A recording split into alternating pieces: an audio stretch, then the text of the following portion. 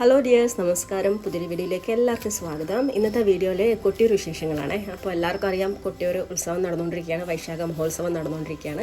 അപ്പോൾ ഞങ്ങൾ കഴിഞ്ഞ ഞായറാഴ്ചയാണ് കൊട്ടിയൂർ പോയത്. അപ്പോൾ ഞായറാഴ്ച ആയതുകൊണ്ട് നല്ല തിരക്കായിരിക്കുന്നു കരുതിയിട്ട് രാവിലെ തന്നെ വീട്ടിൽ നിന്ന് ഇറങ്ങി. പുലർച്ചെ ഒരു 5:30 മണിക്ക് ഇറങ്ങി. ഒരു 6:30 ആകുമ്പോഴേക്ക് ഞങ്ങളിവിടെ അമ്പലത്തിലെത്തി. വീട്ടിൽ നിന്ന് ഒരു മണിക്കൂറത്തെ യാത്രയേ ഉള്ളൂ കൊട്ടിയൂർ അമ്പലത്തിലേക്ക് കേട്ടോ. പക്ഷേ ഇത് രാവിലെ ആയതുകൊണ്ടാണ് ഇത്ര തിരക്കില്ലാത്തത്. ഒരു 7 മണിയൊക്കെ ആയപ്പോഴേക്കും നല്ല റഷായിരുന്നു. അപ്പോൾ അതുകൊണ്ടാണ് നേരത്തെ ഇറങ്ങിയത്, ഞായറാഴ്ചയല്ലേ എന്ന് വിചാരിച്ചിട്ട്. അപ്പോൾ അത് ഞങ്ങൾ ഇവിടെ വണ്ടി പാർക്ക് ചെയ്തു. നമുക്ക് ഒരുപാട് പെയ്ഡ് പാർക്കിംഗ് ഒക്കെ ഉണ്ട്, ദേവസ്വം വകയുണ്ട്, അതുപോലെ ഒരുപാട് സ്ഥലങ്ങളിൽ നമുക്ക് പാർക്കിംഗ് ഉണ്ട് ഇപ്പം ഈ പ്രാവശ്യം. അപ്പോൾ അതുകൊണ്ട് നമുക്ക് വണ്ടി പാർക്ക് ചെയ്യാൻ വേണ്ടിയിട്ട് ബുദ്ധിമുട്ടൊന്നുമില്ല. അപ്പോൾ അതാ ഞങ്ങൾ വണ്ടി പാർക്ക് ചെയ്തു ഇങ്ങനെ നടക്കുകയാണ്. അപ്പം ഞങ്ങൾ ഓൾറെഡി വീട്ടിൽ നിന്ന് കുളിച്ച് ഫ്രഷ് ആയിട്ടാണ് അമ്പലത്തിലേക്ക് വന്നത്. അതുകൊണ്ട് തന്നെ ഇനി നമ്മളിവിടെ പുഴയിൽ നിന്ന് കുളിക്കാൻ നിൽക്കുന്നില്ല. സാധാരണ നമ്മൾ ഇവിടെ വന്ന് ബാവലി പുഴയിൽ കുളിച്ചിട്ടാണ് നമ്മൾ ഭഗവാനെ തൊഴാൻ പോവുക. അങ്ങനെയും ചെയ്യാം, അല്ലെങ്കിൽ ഇതുപോലെ വീട്ടിൽ നിന്ന് ഫ്രഷായി വന്നാലും മതി.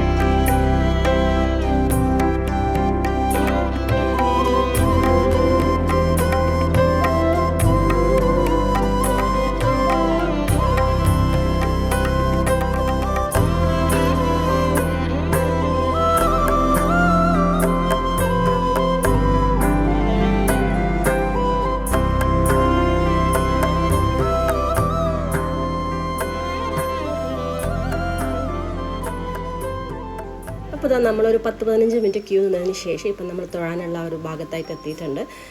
നമുക്ക് അത്ര സമയം ക്യൂ നിൽക്കേണ്ടി വന്നിട്ടുള്ളൂ. ആ ഒരു സമയമാകുമ്പോഴേക്ക് ഫുള്ളായിട്ടുണ്ടായിരുന്നു. പക്ഷേ നമ്മൾ ഫസ്റ്റ് ക്യൂവിൽ അങ്ങ് കയറിയത് കൊണ്ട് നമുക്ക് വേഗം തൊഴാൻ പറ്റി. അപ്പം ഈ ഒരു കൊട്ടിയൂർ ക്ഷേത്രത്തിനെ പറ്റി ഞാൻ പ്രത്യേകിച്ച് പറയേണ്ട കാര്യമില്ല. ഇതിൽ ഐതിഹ്യങ്ങളും കാര്യങ്ങളൊക്കെ നിങ്ങൾക്ക് എല്ലാവർക്കും അറിയുന്നതാണ്. ശരിക്കും പറഞ്ഞു കഴിഞ്ഞാൽ ഈ വയനാടിൻ്റെ പടിഞ്ഞാറൻ താഴ്വരയിലാണ് ഈ ഒരു കൊട്ടിയൂർ മഹാദേവ ക്ഷേത്രം സ്ഥിതി ചെയ്യുന്നതെന്ന് പറയുന്നത്. 2 ക്ഷേത്രങ്ങളാണുള്ളത്. ഒന്ന് ഇക്കരെ കൊട്ടിയൂരെന്നും മറ്റേത് അക്കരെ കൊട്ടിയൂരെന്നും 2 പേരുകളായിട്ടാണ് ഈ ഒരു ക്ഷേത്രം അറിയപ്പെടുന്നത്. ഇപ്പം നമ്മളുള്ളത് അക്കരെ കൊട്ടിയൂരാണ് കേട്ടോ. ഇക്കരെ കൊട്ടിയൂർ ശരിക്കും പറഞ്ഞു കഴിഞ്ഞാൽ സാധാരണ നമ്മൾ അമ്പലങ്ങളിലൊക്കെ ഉള്ള പോലത്തെ പൂജയാണ്. പക്ഷേ ഇവിടെ അക്കരെ കൊട്ടിയൂർ അങ്ങനെയുള്ള ഒരു ക്ഷേത്രത്തിൽ സാധാരണ കാണുന്ന പോലത്തെ ഒരു പൂജകളോ കാര്യങ്ങളോ നടക്കില്ല. ഈ ഒരു വൈശാഖ മഹോത്സവ സമയത്ത് മാത്രമാണ് ഇവിടെ പൂജാതി കർമ്മങ്ങളൊക്കെ ചെയ്തു വരുന്നത്. അതുപോലെ തന്നെ ഈ ഒരു ക്ഷേത്രത്തിൽ നമ്മൾ മറ്റ് ക്ഷേത്രത്തിലെ പോലെ തന്നെ സ്ഥിരമായിട്ടുള്ള ശ്രീകോവിലോ കാര്യങ്ങളോ ഒന്നും തന്നെ ഇല്ല എന്നുള്ളതാണ് പ്രത്യേകത. ഈ ഒരു ഉത്സവ സമയത്ത് വേണ്ടി മാത്രമാണ് നമ്മൾ ഈ പുറകിൽ കാണുന്ന ഈ ഒരു കയ്യാലകളൊക്കെ കെട്ടിവെക്കുന്നത്. കയ്യാല എന്ന് പറയുന്നത് ഓല കൊണ്ട് മേഞ്ഞിട്ടുള്ള ആ ഒരു സംഭവം ഉണ്ടല്ലോ, അതിന് കയ്യാല എന്ന് പറയുക. അതുപോലെയുള്ള സാധനങ്ങളൊക്കെ ഈ ഒരു ഉത്സവ സമയത്ത് വേണ്ടി മാത്രം നിർമ്മിച്ചെടുക്കുന്നതാണ്. ശരിക്കും ഒരു പർണശാലകളെ സ്മരിപ്പിക്കുന്ന രീതിയിലുള്ള നമ്മൾ അനുസ്മരിപ്പിക്കുന്ന രീതിയിലുള്ള ഒരു നിർമ്മിതിയാണ് ഈ ഓല കൊണ്ടുള്ള ഈ വീടുകളൊക്കെ ഉണ്ടാക്കി വെച്ചിട്ടുള്ളത്. നിങ്ങൾക്ക് കാണുന്നുണ്ടോയെന്ന് അറിയില്ല, മണിത്തറ കാണുന്നുണ്ടോ എന്ന് എനിക്കറിയില്ല. എനിക്ക് അടുത്തുനിന്ന് വീഡിയോ എടുക്കാൻ പറ്റിയില്ല, നമുക്ക് വീഡിയോ അവിടെ അലൗഡ് അല്ല. ഞാനിതൊക്കെ ദൂരെ നിന്ന് എടുത്തതാണ്. അപ്പോൾ മണിത്തറക്ക് ചുറ്റിലായിട്ട് ഒരു റൗണ്ടിലൊരു ചിറകാണ്, അതിനെയാണ് തിരുവഞ്ചിറ എന്ന് പറയുന്നത്. പിന്നെ അതിൻ്റെ മുകളിലായിട്ട്, മണിത്തറക്ക് മുകളിലായിട്ട് ഒരു കുഴി പോലെ ഒരു സംഭവമുണ്ട്. അതിൻ്റെ ഉള്ളിലാണ് സാക്ഷാൽ ശ്രീ പരമേശ്വരൻ സ്വയംഭൂവായി കുടികൊള്ളുന്ന എന്നാണ് വിശ്വാസം. എല്ലാം നമ്മൾ ഓരോ കഥകളാണ്. അപ്പോൾ നമുക്ക് പല പല കഥകളുണ്ട്. അപ്പം എനിക്ക് വായിച്ചിട്ട് അറിവുള്ള കഥകളാണ് ഞാനിപ്പോൾ ഇവിടെ പറഞ്ഞത്. അപ്പോൾ വേറെ എന്തെങ്കിലും ഐതിഹ്യങ്ങൾ അറിയുന്നവർ താഴെ കമൻറ്റ് ചെയ്യുക. അപ്പം ഞങ്ങൾ അവിടുന്ന് തൊഴുതു. ഇനി നമുക്ക് പോകേണ്ടത് ഇക്കരെ കൊട്ടിയൂരാണ്. നമ്മൾ അക്കരെ കൊട്ടിയൂർ തൊഴുതതിന് ശേഷം മാത്രമേ ഇക്കരെ കൊട്ടിയൂർ പോകാൻ പാടുള്ളൂ. ഇക്കരെ ക്ഷേത്രത്തിൽ നമ്മൾ പോകാൻ പാടുള്ളൂ കേട്ടോ. എന്തായാലും നമ്മളവിടെ പോകണം. ഇക്കരെ കൊട്ടിയൂർ നമുക്കിവിടെ ഇപ്പം ഈ ഒരു സമയത്ത് പൂജയോ കാര്യങ്ങളോ ഒന്നുമില്ല, നട അടച്ചിട്ടാണ് ഉണ്ടാവുക. അവിടുത്തെ ഭഗവാനാണ് ഇപ്പോൾ നമുക്ക് അക്കരെ കൊട്ടിയൂർ ഉള്ളത്. അപ്പോൾ അതുകൊണ്ട് അവിടെ നട അടച്ചിട്ടാണുള്ളത്. ഇനിയിപ്പോൾ ഇവിടുത്തെ പൂജയും കാര്യങ്ങളൊക്കെ കഴിഞ്ഞ് ഈ ഒരു ഉത്സവം കഴിഞ്ഞതിന് ശേഷം മാത്രമേ നമുക്ക് ഇക്കരെ കൊട്ടിയൂർ നട തുറക്കുകയുള്ളൂ. എന്നാലും നമ്മൾ ഇവിടെ തൊഴുതിട്ട് കൂടി വേണം പോകാൻ വേണ്ടിയിട്ട്. എന്നാൽ നമ്മളെ ഈ ഒരു ഇതിൻ്റെ ഒരു പൂർണ്ണത വരുള്ളൂ. അപ്പോൾ അതുകൊണ്ട് എല്ലാവരും ഇക്കരെ കൊട്ടിയൂർ തൊഴാൻ വേണ്ടിയിട്ട് പോകാണ് കേട്ടോ. ഇവിടെ തൊഴുത് കഴിഞ്ഞാൽ പിന്നെ നമുക്ക് പ്രത്യേകിച്ചൊന്നും ചെയ്യാനില്ല.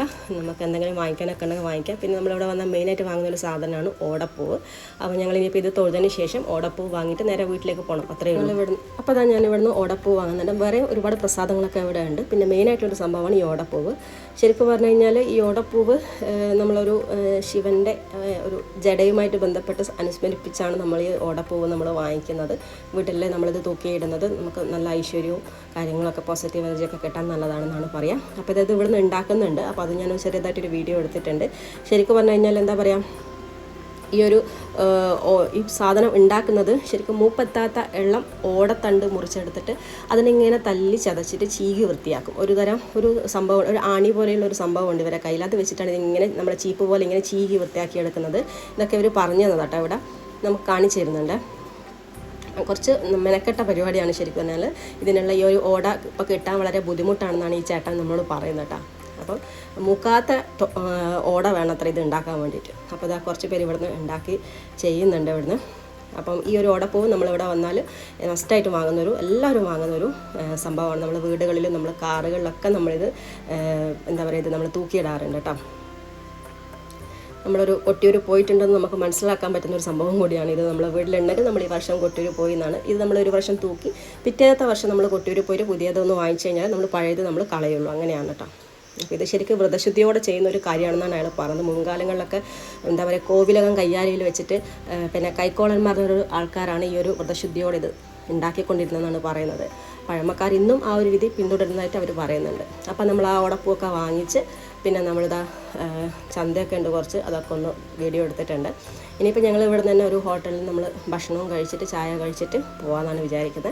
ശരിക്കും പറഞ്ഞു കഴിഞ്ഞാൽ ഒരു 8 മണിയാകുമ്പോഴേക്കും ഞങ്ങൾ എല്ലാ പരിപാടിയും കഴിഞ്ഞിട്ടുണ്ടായിരുന്നു. ആ ഒരു സമയത്ത് വന്നുകൊണ്ടാണ്. അപ്പോൾ പോകുന്നവർ ഒരു 5:30 മണിക്കൊക്കെ പോയി കഴിഞ്ഞാൽ നമുക്ക് അധികം ക്യൂ നിൽക്കാണ്ട് പോയിട്ട് വരാം. അപ്പോൾ ഈ വർഷത്തെ വൈശാഖ മഹോത്സവം കണ്ട് ഭഗവാനെ തൊഴുതതിൻ്റെ ആത്മസംതൃപ്തിയോടെ ഞങ്ങൾ തിരിച്ചു പോവാണ്. അടുത്ത വർഷവും വരാൻ പറ്റണേ എന്ന പ്രാർത്ഥനയോടെയാണ് തിരിച്ചു പോകുന്നത്. ഇവിടുന്ന് കുറച്ച് മുല്ലപ്പൂ ചെടികളൊക്കെ വാങ്ങിയിട്ടുണ്ട്. ഞാൻ കഴിഞ്ഞ മുമ്പ് പോയപ്പോൾ വാങ്ങിച്ചിട്ടുണ്ടായിരുന്നു, നന്നായിട്ട് വന്നിട്ടുണ്ടായിരുന്നു. അപ്പോൾ എൻ്റെ ഏച്ചിമാരും വാങ്ങിയിട്ടുണ്ട്.